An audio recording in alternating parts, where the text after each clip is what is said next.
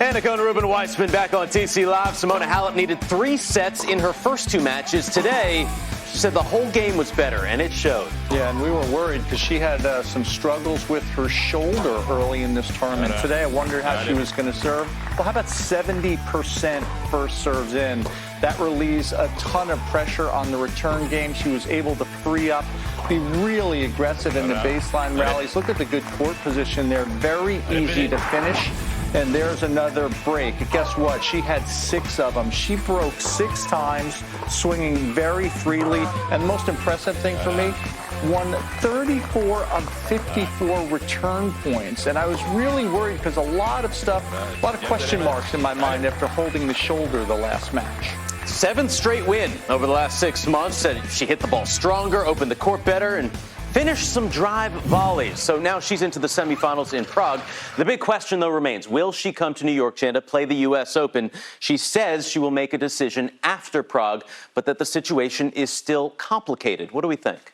Yeah, I think it's a tough call. I think we were talking about this a little earlier that, consistently she hasn't done great in New York. She's had some good results a couple of years, but, it's a lot to kind of gather yourself and get ready for the U.S. Open, everything it entails for, someone with her personality, a little more low tension type of person. And then you throw in all of the uncertainty with, the health concerns, with COVID, with how these bubbles are going to work. I think it's just a lot to try to deal with, and it may not be sort of a cost benefit for her. Hopefully she does decide to come, and we would love to see as many of the top players as possible playing at the U.S. Open. But I don't know. I think it's becoming more and more unlikely the longer the decision takes. Well, the fact that she hasn't done as well in New York, the last 3 years, she hasn't made it past the second round there. This is the only major where she's lost or won less than 70% of her total matches. Will that factor into the decision? I wouldn't think so. I don't blame any of the athletes for whatever decision they make about it, considering the environment that we're all living in.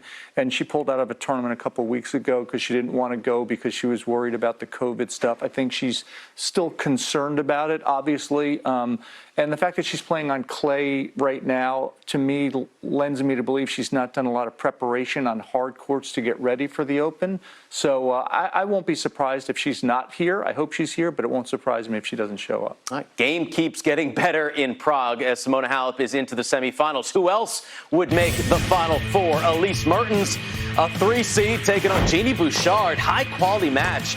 Mertens said in the end it was a mental game. I'll tell you what, it really was, because Mertens got off to the good start in the first set, 6-4. But Genie Bouchard in the second set did a really nice job playing offensive tennis. Look at that scoreline, folks. What a turnaround. Genie Bouchard got up on the baseline, playing power tennis, being the one dictating play.